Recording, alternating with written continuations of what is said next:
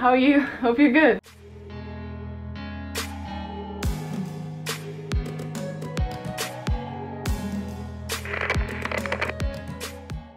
So something really weird happened. I actually read quite a bit. So technically I read 7 books this month. That being said, I feel like the number is quite higher because I'm not saying that I didn't read much this month, because I did for my standards. But I think that also the books were quite shorter than your usual ones, so that's hence why. So let's start with the wrap-up for the month of August. So the first book that I technically finished in August, but it was like August 2nd or 3rd, was The Long Way to a Small Angry Planet by Becky Chambers, and then I have a massive video on this that's like an hour or something, so for my book diary, because this was the book in a jar. So I'm not gonna go into too much detail, but I absolutely loved it. This is probably jumped to my at least 10, maybe top 5 books of all time. I just fell in love with the crew and it was just all around awesome. It's not exact, it's a sci-fi, but it's not exactly action-packed at all, so if you're sort of afraid of the big terms being thrown into your faces or losing the plot, that's not it. This is very much character driven and it's quite funny, and it's about this one ship and one crew that are just living like a family, and you get to know a little bit about each of the crew members, and there's artificial intelligence and all sorts of questions if they're sentient beings or not. And just in general, this is a brilliant book. I love it and I gave it 5 out of 5 stars. Without even a blink of an eye. So the second book that I read in the month of August was Genesis by Bernard Beckett. This is a little bit of a different read. This was sent to me by Emilia from Coffee Chatter, because she goes on and on and on about this book like every single time she does an Instagram live, and she says how she loves it and she thought that I would like it, and she was right. I gave this 5 stars. This is quite different, it's quite philosophical, and the whole book is actually an examination, and it is split into like 2 or 3 hours, and you have these like sections. And unfortunately I have this really bad habit sometimes, not like a habit, but I can't help it. I pick up on some little details and then in my head I predict stuff, and I hate it because I can't stop it, but sometimes I am right, and if I'm right in these sort of books, it kind of is frustrating but it's also kind of fun, so whatever. I really enjoyed it. It's a utopian novel, but it's kind of hard to describe this. You can't really say too much about this because everything is revealed at the very end, and yeah, it's quite philosophical and I really enjoyed it. I read this over 2 days.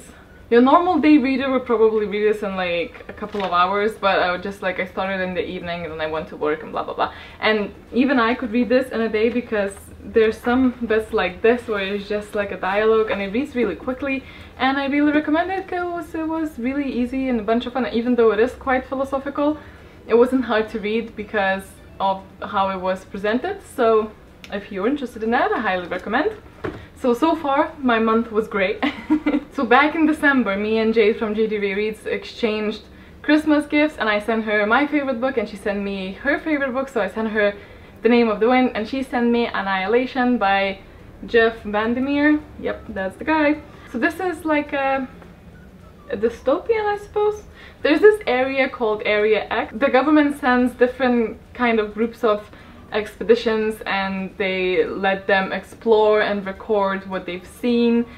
There were really interesting parts of this book, but then there was something that massively lacked in it for me. That was kind of a bummer because me and Jade really like similar books, so it was inevitable that we're gonna disagree on one, but I just wish it wasn't her favorite. I just feel so bad. I felt like I wanted to like it. I really did, but I didn't. It wasn't that I didn't hate it though by any means, but I felt like I was sort of forcing myself to read this book. I did find some elements of the book really intriguing and really interesting, how the whole expedition where they didn't know each other's names, and the point was to make them, so dehumanize them by just referring to them by their purpose, so like, a psychologist or a biologist or anthropologist or whatever they were. I think because I am very character driven, the person that I cared and liked the most in the book was actually a dead person that was not in here much at all. It's just from the memories.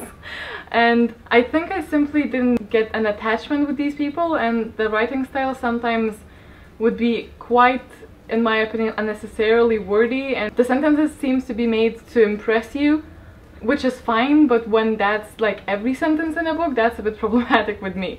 So I can't say that I enjoyed this, I can't say that I hated it. I still read it, I didn't DNF it, but I gave this 2 stars, so it wasn't like a 0-star or 1-star book, because there were definitely things, and the whole concept was something I enjoyed and I found really interesting. And maybe if I read this book in a different time of my life, I would have a different opinion, but like just currently I wasn't too impressed. And so it's 2 stars, and I am on the fence about reading the second one, but it's probably not gonna happen. But as it shows, you know, you might love it as Jade did, or you might not necessarily love it like I didn't necessarily love it, but you know, to each its own. So speaking of like a little bit of unpopular opinions, we all have different feelings and we all had different experiences growing up, and we all are just extremely different. So I shouldn't even have to say it, but we should just respect each other's opinions, and no 2 people will ever read the same book. And also, you are never gonna read the same book twice, because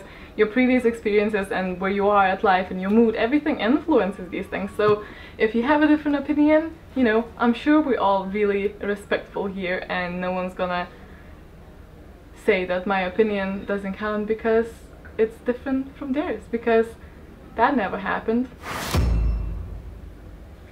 Cool.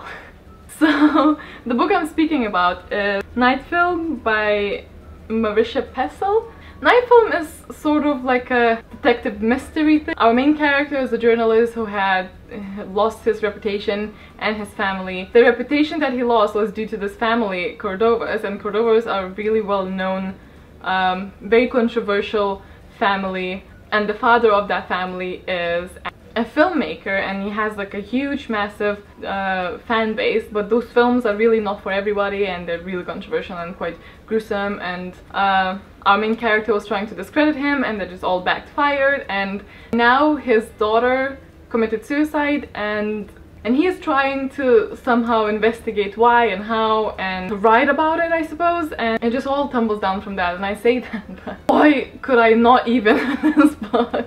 I know there's a lot of people who love it, and Emilia again who recommended Genesis for me. This sounds like an extreme case of my cup of tea again, but it wasn't. It really wasn't. I actually DNF'd this book after 2/3 of it. So I actually even wrote a review on Goodreads for this one, which I don't usually do, but I did for this one because apparently I had feelings. It's not that I hate it at all as well, and I thought sometimes the writing was actually brilliant, and some quotes were really, you know, to the point, and they really tickled my feelings. But just in general, I think this book is the slowest book I have ever read, and this was an audiobook. And I even listened at like a faster speed than the normal speed just to probably push through it. That didn't help. And I know that this book also has like a lot of illustrations and excerpts from newspaper articles and such in the physical book, so that probably would have made this a bit better. Again, I found that I didn't care enough, and I was really intrigued, and the first part of the book I actually really liked, and I was really just wanting to go and take a walk, because that's when I listen to my audiobooks when I go to work and from work. And then in the middle it just lost me. Like I would start daydreaming and I would have to rewind, and this is like a big book. I think it was like 20 something hours or something like that, so I already spent like 15 or so, I really can't remember, but about around 15 hours on this.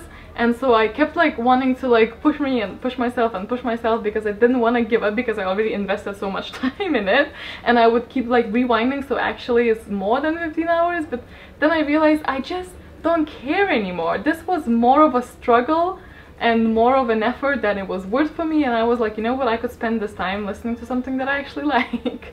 So I think it just lost me somewhere. It was so slow. I feel like that book for me lacked another edit and another like cut off of things. It was detailed with the details that I found irrelevant, and it was just not for me, and not for me in that time, I suppose. But yeah, I gave this 2 stars, but it's a very different 2 stars from Annihilation, because Annihilation was aspects that I liked, but overall I was a bit like eh.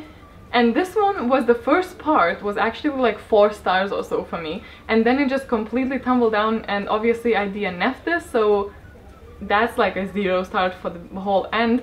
And to be fair, I think I'm just gonna Google how it ends, because I still care a little bit, but clearly not enough. It was just a struggle, and it was weird because this is the first book I DNF in 2017, so there we go. But I am a huge advocate for DNFing books, because I feel like if you're struggling with something, don't read it. It's a hobby, you know, pick something else. But if you love night film, that's awesome, and I can definitely see why. Then I read the 2nd volume of Monstrous, which is a comic book that is quite dark, I'd say. It has this racial war. The main character has a god inside of her that she sort of inherited from her ancestors, and the main thing that drives this is the artwork, I think, but the story is also really adorable. Not adorable, but it's really touching and it's really interesting, and I gave it 5 out of 5 stars, but I don't know how to like show you this without spoiling anything. It's definitely quite graphic, so I'd say if you're a bit sensitive to the gore and the blood, look at that beautiful artwork. But yeah, if you're a bit more sensitive, I would say that there's plenty of other things for you to try out, but I found this extremely beautiful, extremely touching, and really interesting, and I can't wait for the 3rd one. And the next thing that I read was Etiquette Espionage. We actually had, I think at this point, because I'm probably gonna upload this later, but I'm filming this before the live stream, but this is probably gonna go up afterwards. This is about a girl who is sent to a finishing school, whatever that means. It's really annoying me. For some reason I don't like the term finishing school, it just sounds weird.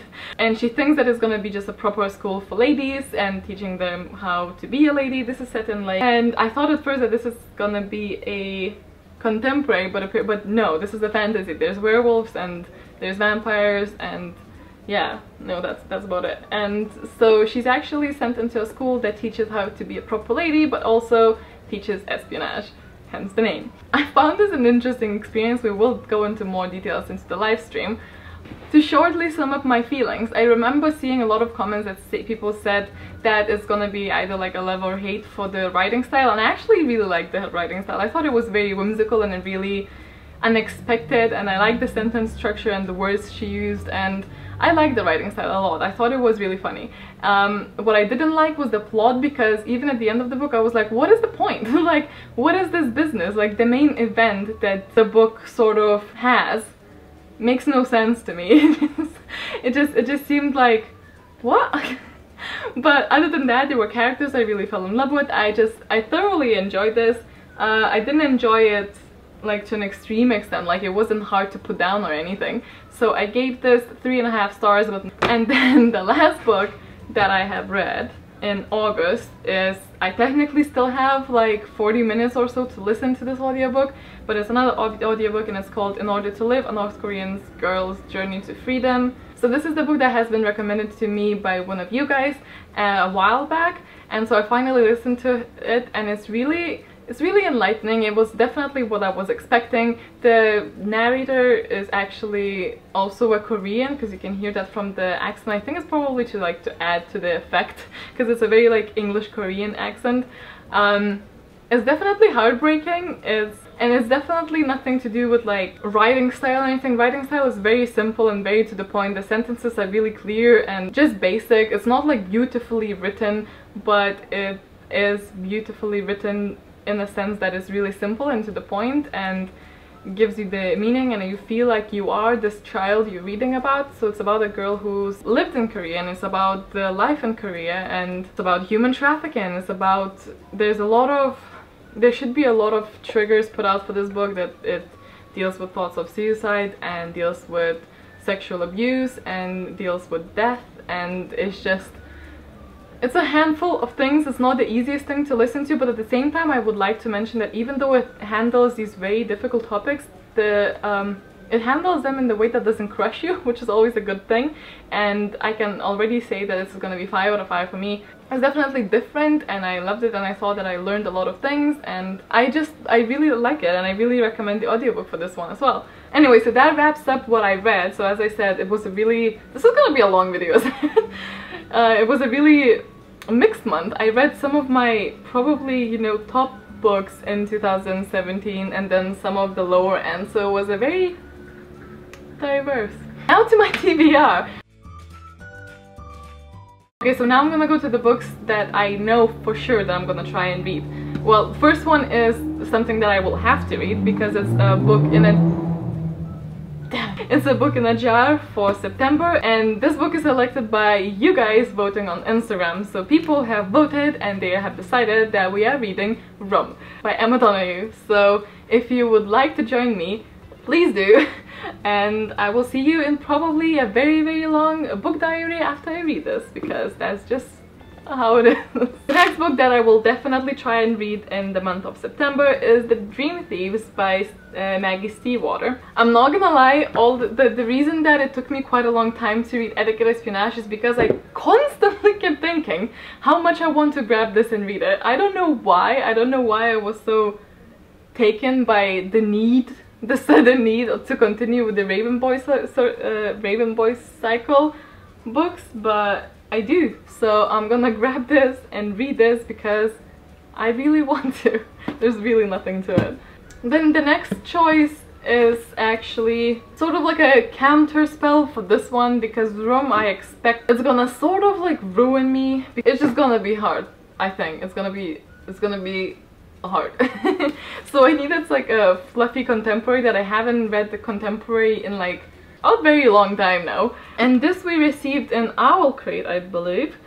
And I know Jade loved this book and she said it was easy to read and it was whimsical, and so I want to read it. So it's Eliza and Her Monsters by Francesca Zappia, and I have another book and I had it for such a long time.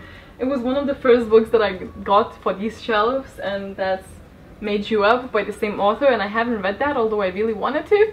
So I'm gonna start with this one and see how I like this author. I think it's about a comic book writer and a fan of that comic book that doesn't know that she is the writer. Anyway, I'm really excited about this. This seems quite fun. Actually, I'm really excited about this. A comic book that I might pick up this month is Rat Queens, and that is not the correct one. Wait. No, it is. It is. Rat Queens, and that is volume 2 of the Rat Queens. I read the first one for the Loki 3 live stream a while back, I'd say. I think it was the first one ever that we did, and yeah, really excited to go back into the sassy world because it's also funny. I'm just trying to choose things that that I can grab on when Room is too much for me. Then if and only if I have time for more, I might grab something else, but I might also try and continue with Air of Fire. I don't know where my dust jacket is. Somewhere, it's somewhere. I started this a few months back, I think. I'm on page 205. I don't even know if I remember what was happening, but I feel like I should probably start reading this again before I totally forget. Okay, and that is everything. So that is gonna be a long video, I'm sorry. Let me know what's the book that you're most anticipating to read in September. Let me know if you read any of the books that I'm about to read and what you thought about those. Hope you're gonna have a wonderful day, and I will see you very soon.